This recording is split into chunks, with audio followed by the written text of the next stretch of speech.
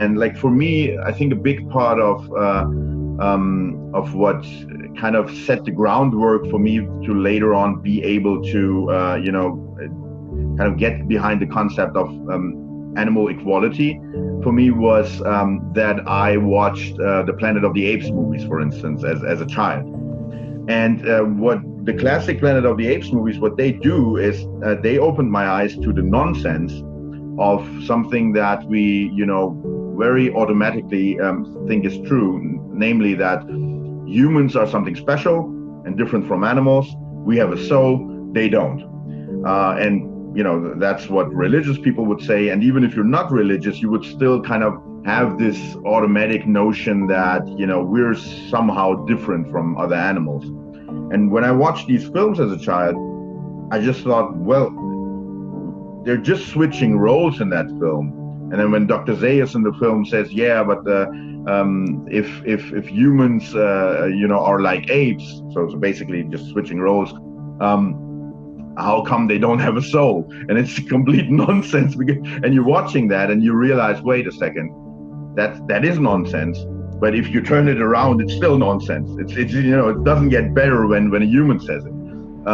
So that was just someone's idea, and they wrote a story. It was a novel, and then out of that novel, they made the films based on that story.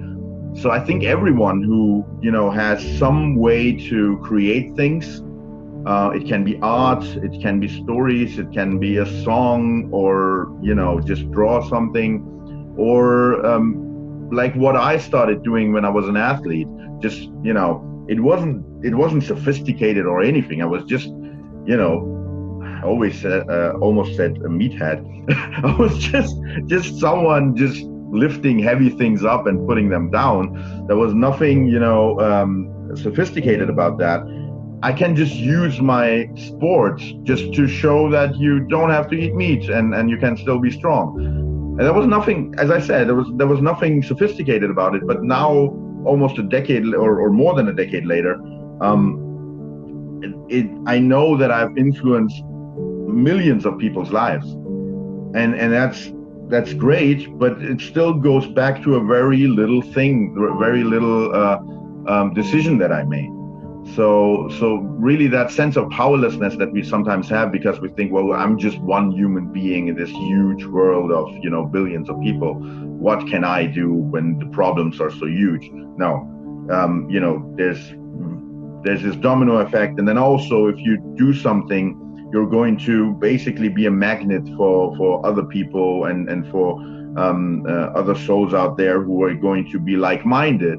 And then together you can build networks, and like David and I, you can just start collaborating, and then you can make something absolutely awesome. Like the comic, I am absolutely talent-free when it comes to drawing things.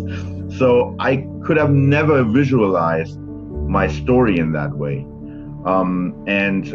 Together with David, it was possible. So now all of a sudden, when we work together, we can create something that none of us could have done on their own. So, every single one of us has the power to change everything.